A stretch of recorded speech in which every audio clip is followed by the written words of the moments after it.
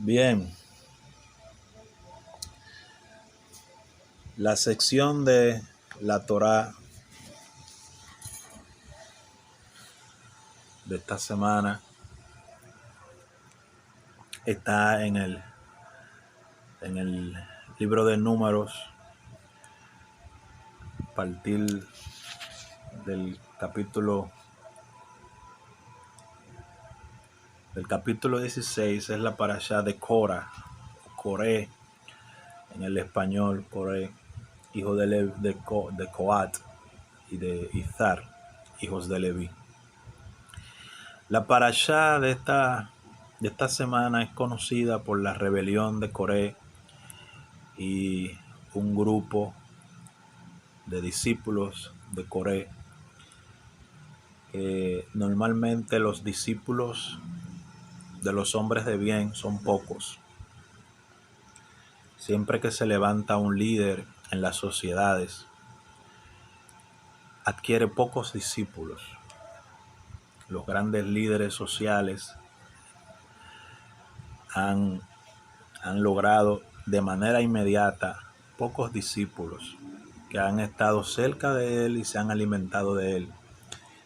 Pero los grandes líderes de las rebeliones a nivel mundial y a nivel histórico siempre tienen grandes seguidores.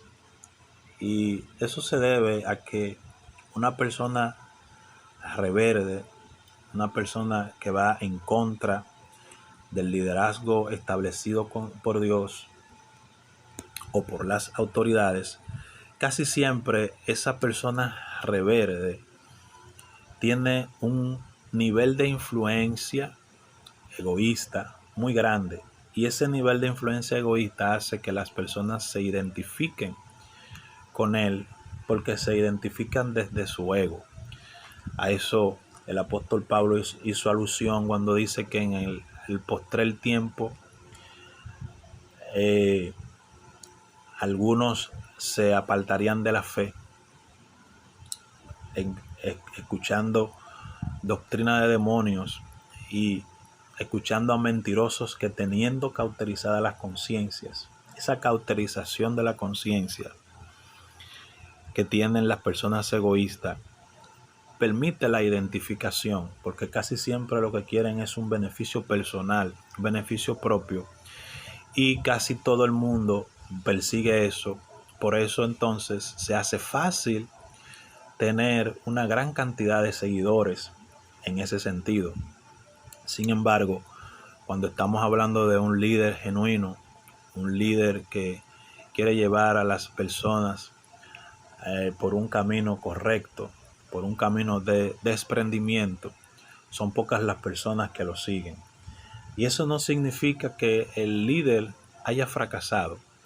Eso significa que son pocas las personas que están dispuestas a deponer su conciencia egoísta para beneficiar a otros, como hablamos en una clase pasada.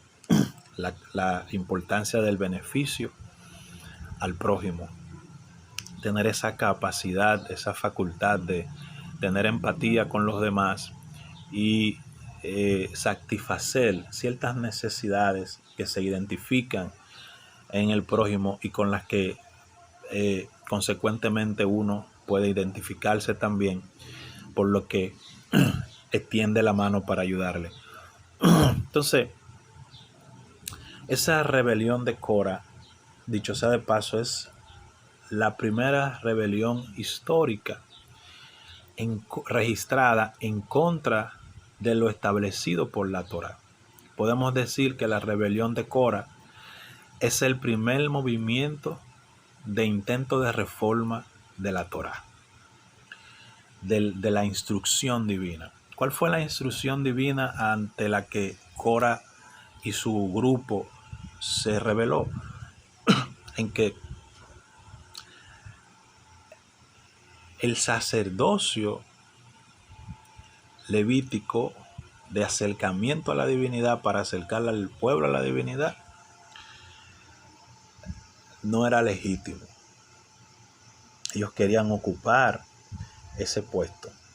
Y mucha gente Eran alrededor de 250 hombres de los hijos de Israel que seguían a Cora. Cuando vemos el texto de la Torá, dice que eran gente de renombre, o sea, eran personas que tenían grandes fortunas, que habían amasado fortunas en Egipto y que posteriormente a la salida de Israel de Egipto, cuando se autorizó a que pidieran del botín para llevarse, también fueron aventajados, porque son personas que pensaban para sí mismos y pensaban lucrarse. Incluso cuando uno ve la porción de la parashá de esta semana, al final del capítulo último, vemos que hace referencia a la autorización de que el levita tomara de los diezmos. Se puede, si uno interrelaciona, posiblemente una de las motivaciones que estaba en este grupo, en este séquito de coreanos, era tener acceso a los diezmos y a los beneficios que tenía el sumo sacerdote, el Cohen Hagadol. No solamente estaban enfocados en los beneficios personales, el autorreconocimiento y el reconocimiento que podían hacerle las personas, sino también en el beneficio monetario, material que podían obtener en ese estatus, ya que, dicho sea de paso, como dice la Torá, eran hombres de renombre, eran personas que de una u otra forma tenían cierta capacidad económica en ese momento. Entonces, por la posición económica que tenían, pensaban que tenían, valga la redundancia, derecho a tomar parte del santuario. Sin embargo, no siempre una buena posición, un buen estatus social te va a garantizar tener un liderazgo. Porque el liderazgo, dependientemente de que una persona de liderazgo nace con ciertos rasgos innatos en él, también requiere de una gracia que pone la Ruach HaKodesh, el Espíritu de Dios, en esa persona para seducir a otras personas. No es lo mismo que el liderazgo que se fomenta desde el ego, en donde las personas se identifican con ese liderazgo porque tienen sentimientos y pretensiones comunes. Sus sentimientos y pretensiones comunes están basadas básicamente en deseos personales, delirios de grandeza, deseo de influencia en la vida de los demás, deseo de posicionamiento, etc. Y eso casi todo el mundo lo tiene. Eso es lo que explica, por ejemplo, que hoy en día en las mayorías de las comunidades, de las congregaciones, la profecía, lo que se profetiza entre comillas, tiene que ver con bienestar de la gente, con viajes, con dinero, con pareja, con todo lo que el ego de la persona desea. Y es fácil adivinar las pretensiones de una persona.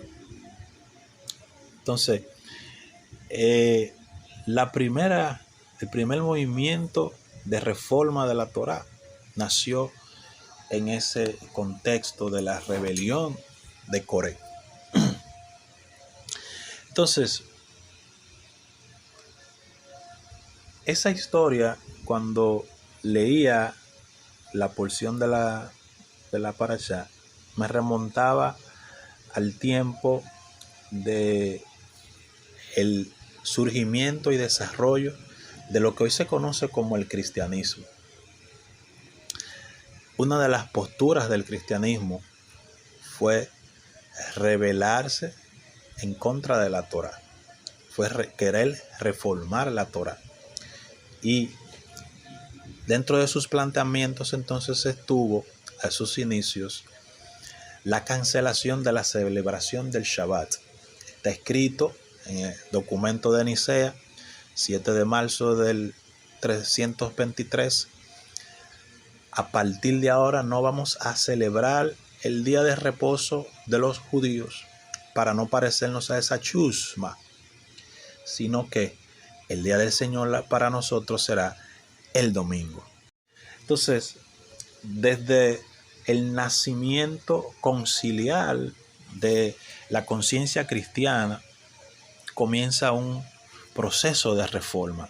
Yeshua en una ocasión dijo que el buen pastor no solamente daba la vida por las ovejas, sino que la cuidaba, pero de quien no son las ovejas, brinca el cerco, brinca el corral. Entonces,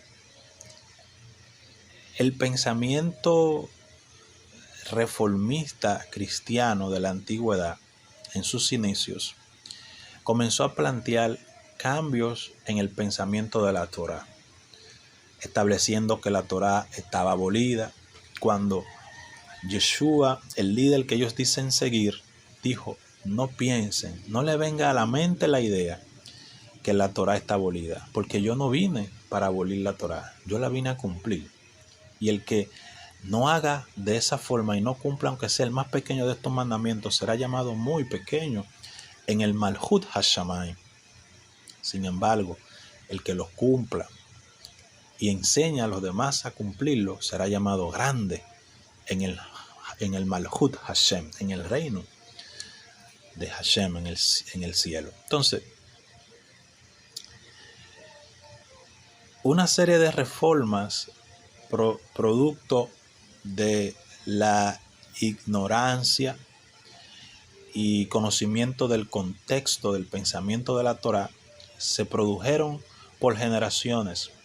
Y en este caso, los rebeldes no fueron los que sufrieron en el momento inmediato, sino que para esos rebeldes manifestar el cumplimiento de lo que ellos ahora estaban estableciendo, quemaban vivos a los creyentes de la Torá, perseguían donde quiera que estaban a los creyentes de la Torá, ahorcaban en las plazas públicas a los creyentes en la Torá y proclamaban fidedignamente, en el nombre entre comillas de Dios, el fin de la herejía, llamándole herejía y llamándole reverdes a los que poseían en verdad la Torá, porque el mandamiento del concilio establecía las creencias impuestas so pena de muerte. Entonces, estamos viendo cómo se repite la historia. Baruch Hashem, que en el caso en cuestión, en el caso de Coré, la tierra se abrió y se los tragó vivos. Y luego vino un fuego y selló. Que yo mientras leía también pensaba que es posible que algunos de los autores literarios del infierno pensaran en ese episodio cuando trazaron las líneas equivocadas de la idea de la existencia de un infierno que devora a la gente con fuego. Eso es algo muy cruel y que no tiene razón de ser en la mente de la divinidad. Ahora bien, estas personas, por el proceso que se estaba dando, fue demandado del cielo un castigo semejante. ¿Y qué quiere mostrarnos ese castigo a nosotros? Quiere demostrarnos la importancia que tiene para Hashem el liderazgo que sostiene la Torá. Cuando un líder mantiene vigente el pensamiento de la Torá para un grupo X, todo aquel que se levanta en su contra es un adversario no de ese líder, es un adversario de Hashem propiamente, y Hashem no comparte su gloria con nadie. Por ello es que Moshe y Aarón dicen: no, espérate, ustedes no se están rebelando en contra de nosotros, porque ¿quiénes somos nosotros? Entonces se están rebelando contra la divinidad. Por lo tanto, mañana los que están de acuerdo con este grupo de 250 personas, vengan con ellos y traigan su incensario para llamar la divinidad. Y los que están de acuerdo con nosotros y que entienden que nosotros lo que estamos haciendo es replicando el consejo de la Torah que Hashem nos está dando, vengan de este lado. Y es por esa razón que la divinidad luego ordena que el incensario que usaron esas 250 personas rebeldes para llamar la divinidad, es interesante lo que la Torah plantea, porque la Torah dice que Dios le ordena a Moisés, dile al hijo de Aarón, que ahora tome esos incensarios después que esa gente murieron y lo ponga en el santuario como un recordatorio, pero que no se le olvide a ellos que esos incensarios también son santos. ¿Por qué? Porque aunque ellos se rebelaron contra Moshe y Aarón y Hashem, el objeto que utilizaron era sagrado. Oiga, qué dimensión plantea la Torah. Dice, ponlo allá en el santuario para que la gente lo vea. Porque es que esos utensilios también tienen santidad. ¿Por qué tienen santidad? Porque fueron elevados hacia la divinidad. No fueron elevados hacia un ídolo. Fueron elevados hacia la divinidad, que es diferente. Incluso, algo importante destacar, de que ellos lo elevaron hacia la divinidad, no lo elevaron hacia un ídolo, y las intenciones que ellos tenían con el incienso tampoco era desviada. Ellos lo que no estaban sujetándose a la autoridad establecida por Hashem para la Torah. Entonces, donde hay una autoridad establecida para impartir Torah, aunque tus deseos sean buenos, tú no puedes levantarte a impartir Torah. Tú no puedes levantarte a querer llevar la contraria al liderazgo. Si tú tienes un planteamiento diferente al liderazgo, tú vas y te acercas al liderazgo y hablas con el liderazgo, pero no trates de influir en el grupo, porque entonces eso es rebelión. Entonces, cuando tú influyes en el grupo, eso es rebelión. Hay gente que le gusta, hay personas que le gustan, por ejemplo, están en un grupo de comunidad, de WhatsApp, físico, lo que sea, y le gusta sonsacar por detrás a los demás compañeros. Mira que lo que el líder dijo no es así, mira que esto. Incluso nosotros mismos vivimos una experiencia hace unos años, una congregación que teníamos, donde un miembro, después que terminamos la enseñanza, los Shabbat, iba casa por casa a decirle a los congregantes que lo que habíamos enseñado no era así. Casa por casa. Él tenía ese ministerio. Y la gente, Baruch Hashem, no lo escuchaba, la gente lo repudiaba, me llamaba, me decía, mire, ahí está fulano diciendo esto y esto. Y un día, recuerdo que me soñé una noche que él quería ser el líder de la comunidad. En la mañana lo llamo por teléfono y le digo, vamos a tener una reunión en el local. Y fuimos al local. Cuando llegamos al local, yo le planteo cuál es la situación que él está creando. Él dice que Dios le dijo a él que él era el líder de esa comunidad. Yo le dije, pues vamos a hacerlo fácil. Todo lo que hay aquí, la mitad es tuya y la mitad es mía. Le di la mitad de los equipos, de la silla, de todo lo que había. Y el próximo Shabbat, la próxima semana vamos a hacer un servicio de despedida, yo me despido y me voy para otro sitio. Pero te voy a dejar la comunidad, te voy a dejar el local y te voy a dejar la gente. Y ese día de la despedida, cuando termino de dar un sermón de despedida, se para el 95% de la comunidad y dice: si usted no está, nosotros nos vamos. Y fue un proceso muy lindo. Yo realmente no quería que nadie se fuera, pero la gente decidió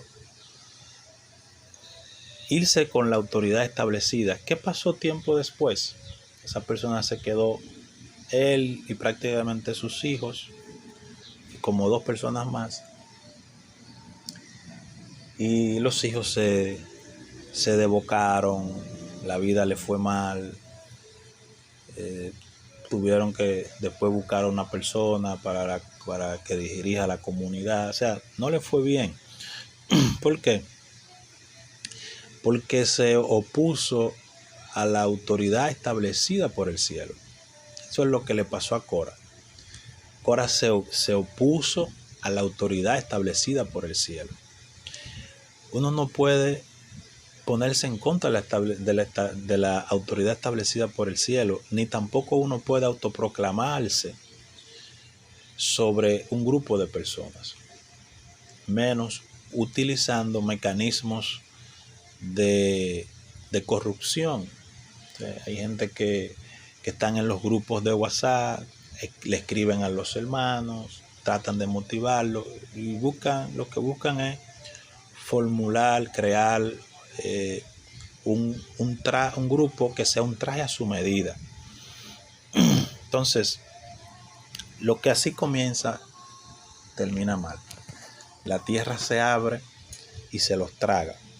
Y en el caso de Cora, esto sucedió literalmente, pero en el caso de otras personas, que la tierra se abra significa que la vida se le llena de situaciones en las que esa persona no encuentra la salida.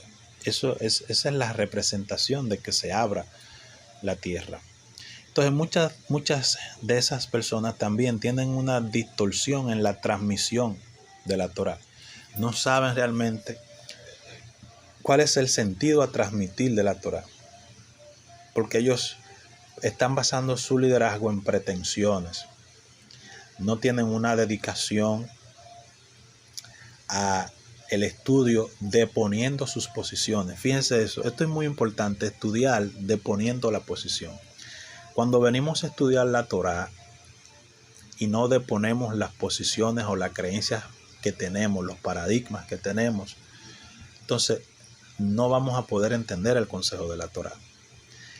E incluso no vamos a tener el crecimiento que debemos de tener de la Torá. Esa es una de las cosas que pasa en el cristianismo. Como para el cristianismo la Torá está abolida, entonces es difícil para ellos entender muchos contextos bíblicos, muchos contextos de la vida, porque ya en su conciencia hay un bloqueo en cuanto el documento que realmente le explica y le puede explicar, le puede clarificar qué es lo que hay que hacer.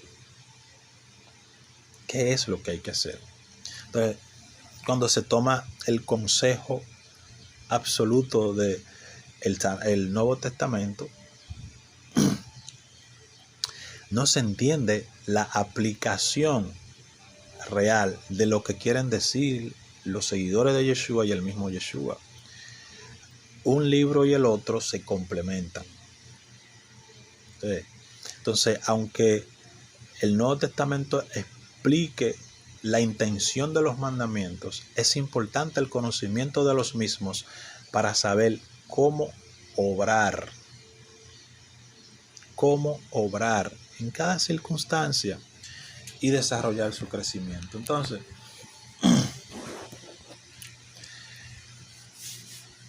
esa rebelión, al igual que la rebelión del cristianismo a partir del año 130, el cristianismo no le dio casi espacio al movimiento nazareno, nezarita, que era el movimiento de los discípulos de Yeshua, a que se desarrollara. El judaísmo o la Torá data de 3000 años antes de la era común, antes de Cristo o antes de Yeshua. Pero en el año 4, en el punto 0, después de la muerte de Yeshua, surge un nuevo movimiento en el mundo, que es el movimiento nezarita, los nazareos. Pero las autoridades romanas que gobernaban el mundo en ese tiempo no le permitieron el desarrollo al movimiento nazareo, movimiento original de los seguidores de Yeshua. El cristianismo no es el movimiento original de los seguidores de Yeshua, sino que para el año 130, después de la muerte de Yeshua, comienzan a asumir el control de la información y de la divulgación.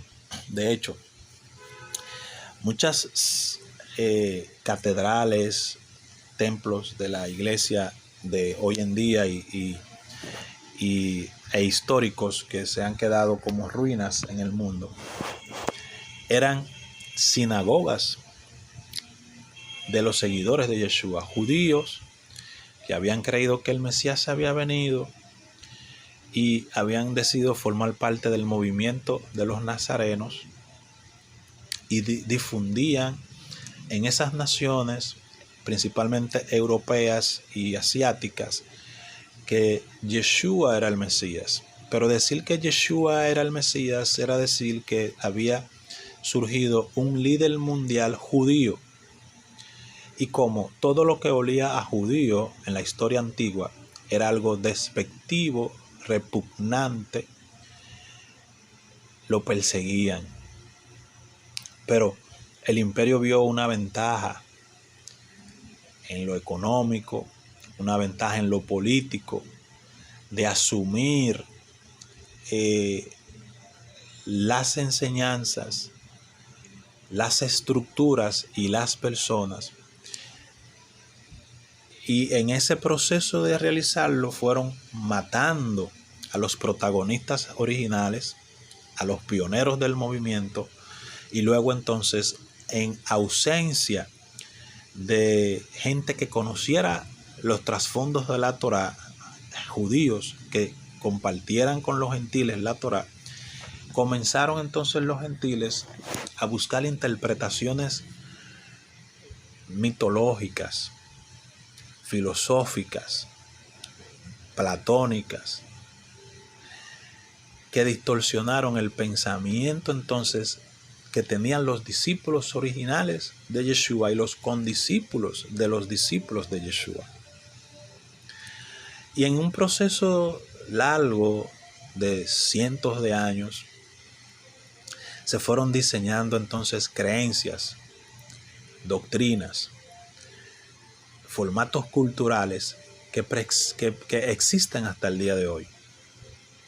Entonces, esa rebelión que se generó posterior a la muerte y resurrección de Yeshua, hasta el día de hoy se mantiene.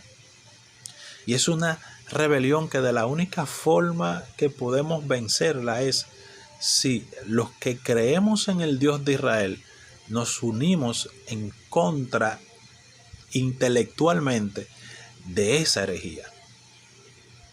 Dice que la primera acción que tomó Moshe Rabbeinu en contra de los rebeldes fue unirse con los creyentes en Hashem para enfrentarlos, pero para enfrentarlos ideológicamente. Vengan, traigan un incensario, vamos a hacer un servicio, vamos a ver con quién está Hashem.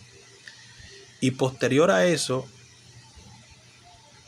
Hashem le da un consejo a Moshe y le dice: mira, dile a Aarón que coja una vara y todos los líderes, todas las cabezas de las tribus, cojan una vara también y pónganla ahí en el santuario. Y la que brote hojas y fruto significa que con esa tribu que yo estoy. ¿Entiendes? Entonces, por sus frutos lo conoceréis, dijo Yeshua. Los frutos de la Torá que se vean en nosotros es lo que va a destruir esa rebelión que se ha levantado desde el primer siglo en contra de los Talmid Yahoshua, los discípulos de Yeshua. Porque Talmid Yahoshua, los discípulos de Yeshua, somos los embajadores genuinos de la Torá. Esa Torá viviente que nos dio Yeshua es la Torá viviente. Los verdaderos seguidores de Yeshua promueven la Torá viviente. ¿Y qué cosa es la Torá viviente? Quizás ustedes han escuchado en muchos portales decir la Torá viviente. Hay canciones que le llaman a Yeshua la Torá viviente. Pero ¿qué cosa es la Torá viviente? La Torá viviente no es más que la expresión del amor. Como está escrito, ninguno tiene mayor amor que este, que uno ponga su vida por su amigo. Palabras de Yeshua. Entonces, el amor que nos enseñó Yeshua, Veafta la reja camoja, es el principio fundamental de sus seguidores. El establecimiento del cristianismo históricamente fue producido a través de la barbarie. Tenemos los registros históricos. Está los Pons-Grom, donde mataron mucha gente. Están las cruzadas, donde mataron mucha gente. Están las inquisiciones, donde mataron y persiguieron mucha gente. Y como el nombre lo dice, inquirían, investigaban, se metían en las casas, en las familias y veían el comportamiento, tu estilo de vida. Te llevaban a un juicio y te mataban. Si no hacías los rituales y tenías el comportamiento cristiano, morías. Hay una historia narrada en el libro Un Solo Dios, de un escritor judío muy famoso. No recuerdo su nombre ahora, no recuerdo el nombre ahora. Iba a decir otro nombre. Donde él narra la historia en el tiempo de una de las inquisiciones, de una madre y una hija que iban en un tren. Y los soldados, no era en el tiempo de la Inquisición, sino en el tiempo del Holocausto. Los soldados alemanes subían a los trenes para supervisar si en los trenes habían judíos que iban transportándose de un sitio a otro. Y cuando los soldados subieron al tren, la madre le dice a la niña: presínate. Y la niña se queda mirando a la mamá y le dice: mamá, ¿cómo que me presines? Si nosotros somos judíos, los que se presinan son los cristianos. Y dice: sí, pero si tú no te presinas, nos van a matar. Entonces, para esos asesinos, entre comillas, en el nombre de Dios, tener un ritual cristiano como lo que ellos establecieron era salvar la vida, era respetarte la vida. En pocas palabras, el ejercer una creencia diferente a la que se había establecido en el mundo era pena de muerte. Era pena de muerte. Entonces, por esa razón, Hashem no permitió que las intenciones de Cora y su corillo, los discípulos de Cora y él, 250 personas en total, no se mantuvieran en el tiempo. Porque si se mantenían en el tiempo, terminarían matando a todos aquellos que servían a Hashem de corazón. Piense que ese fue uno de los errores que cometió también el rey Saúl, que mandó a matar a los sacerdotes por envidia de que habían ayudado y odio que habían ayudado a David. Y eso fue una de las cosas que le costaron perder la guianza de la divinidad y el reino. Entonces, hay que ser cuidadosos con las rebeliones.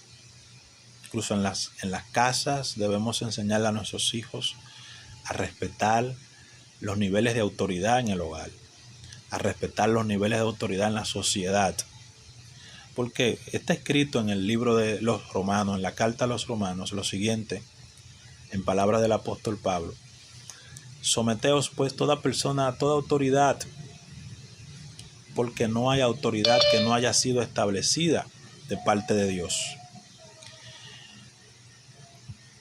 Y dice, no en vano lleva la espada la autoridad, pero la autoridad no está para infundir temor al que hace el bien, sino para el que hace lo malo. En pocas palabras, todas las autoridades, los políticos, los profesores, la policía, los padres, los maestros, fungen como autoridad, y nosotros tenemos que aprender a honrar la autoridad, a reconocer la autoridad y a entender que las acciones de la autoridad, aunque en algún momento nos perjudiquen, tienen un sentido, una razón. Porque el cielo, Hashem, quien maneja el tema de las autoridades, pone autoridades sobre nosotros según nosotros tengamos el mérito. Entonces, cuando tenemos una autoridad que no es muy buena, es porque no tenemos el mérito suficiente para tener una autoridad mejor de ahí. Fíjense, hablando de Saúl, ¿qué dice las escrituras? Dice que el pueblo le pidió a Hashem un Dios como las otras naciones, un rey, como las otras naciones. Y él le dice al profeta, como ellos pidieron un rey para ellos, dile a ellos cómo será ese rey. Y entonces le da una descripción de cómo sería ese rey con ellos. Ahora, no es lo mismo cuando Hashem decide darle un rey que dice, este rey es con un corazón conforme al mío. Pero este rey que ellos pidieron, dile a ellos que le va a quitar a sus mujeres, le va a quitar a sus hijos para el ejército, le va a quitar su ganado, le va a quitar la agricultura, le va a quitar todo. Todo se lo va a quitar, porque ellos no tenían mérito de tener un rey en ese momento que impartiera justicia. Por esa razón, cuando se habla del reino milenial del Mashiach, se está hablando de un reino de equidad y de justicia, pero es cuando nosotros hayamos vencido la Yetzer Hara, la mala inclinación. Allí tendremos el mérito de tener un buen rey. Entonces ahora se da cuenta por qué Hashem no nos envía el Mashiach aún, porque somos malos. Dice Pablo, todos se han desviado, a una se hicieron inútiles, no hay quien haga lo bueno, no hay ni siquiera uno. No tenemos el mérito de tener un reinado de paz, de justicia y de equidad. Entonces, cuando hay un gobierno, cuando hay una autoridad mala, mezquina, egoísta, es porque el pueblo está así. El gobernante es el reflejo de las condiciones internas del pueblo. Y el universo se lo ilustra para que vean cuál es la condición que tiene el pueblo. Por eso está escrito también, para ir finalizando, cuando el justo gobierna, el pueblo se alegra. Hay un mérito adquirido en ese pueblo que le otorga la oportunidad, el privilegio de tener un rey justo, un rey con equidad. Entonces, en la era mesiánica tendremos un rey justo. Y así como Moshe tuvo esa batalla con Korah, al principio de la era mesiánica habrá naciones que se rebelarán en contra de ese reino de justicia, pero se le pudrirá la boca. Está escrito que la boca se les va a pudrir, que en su tierra no caerá lluvia, porque no aceptan el dominio del reino del Mashiach, que será de un extremo de la tierra a otro extremo de la tierra, a través de sus representantes, que estaremos en las naciones también gobernando juntamente con él.